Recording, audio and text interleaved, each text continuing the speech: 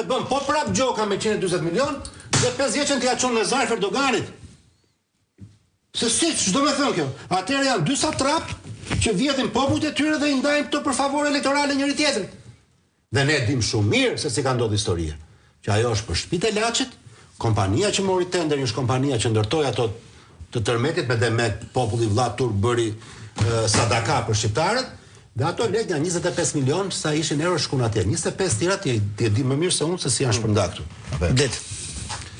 Ore, ne dim që s'ka drejt falas, është e shprehje ndërkombëtare, që as e kupton, pra askush nuk ndihmon se neve jemi shumë popull apo turqit na duan të mirë.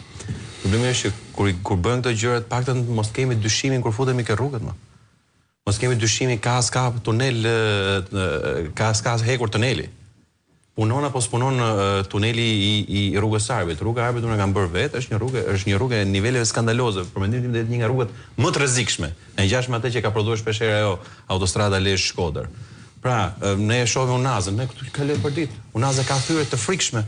E kemi paguar 405 milionë euro atë, mund të kishim bërë një rrugë të gjatë nga Vermoshin Konispol, kemi një Unazë e cila nuk i përgjigjet. Pra, këtu, kjo pjesa, është kjo shpreha që dikur vjedhet, po të paktën bëhet punë, këtu ka kaluar vjedhet dhe punës bëhet fare.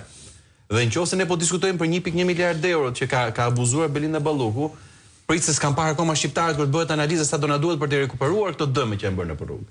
Dhe këtë do i paguajmë neve. Tani problemi pyetja nisi me këtë çështjen apo mbyllet apo jo, si thon kjo muhabeti Belindës. Unë mendoj që Belinda Balluku nuk do ketë fat të ndryshëm nga ajo që ka pasur Erion Velie, nga ajo që ka pasur Samir Tahiri, apo këta gjithë tjerë që janë goditur drejt për drejt nga Edi Rama. Unë nuk mendoj që Belinda Balluku po e mbron Edi Rama. Unë mendoj që Edi Rama po e përdor Belinda Ballukun si monedhë këmbimi për fatin e tij personal.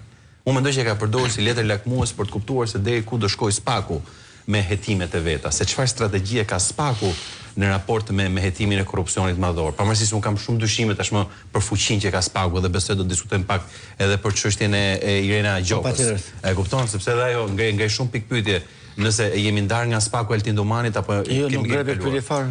Këtë po them, jo po them do mund ta ajo është thjesht po mbyll çka ka për të këtë po them përgjigje. Është përgjigje, është përgjigje shumë e thjeshtë. Po se mund të ketë anëri një analist tjetër, për prokurori që ja mbylli dosën që apo shoj kësaj, ka negociuar që kjo të regjistrojë që është një Lermetës. Sepse kjo si aktore që Çenka gjatë procesit në seancat paraprake, ju është kundërvënë prokurorëve, ju qofshi që keni ardhur me këto letra.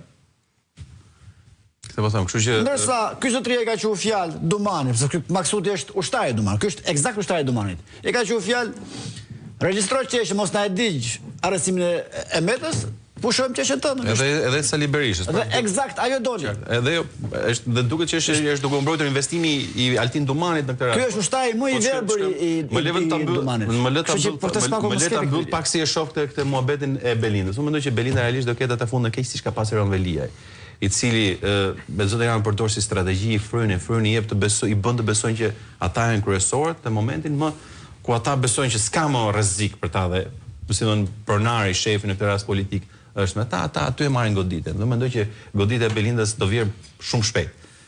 Ajo që kam besuar fort dhe që duhet kuptojmë është a ka fuqi Spaku të bëj atë që, si më thënë, po mundohet të tregoj shqiptarëve që unë korrupsioni madhor do ta godas dhe unë korrupsioni madhor do shkoj edhe te kryeministri.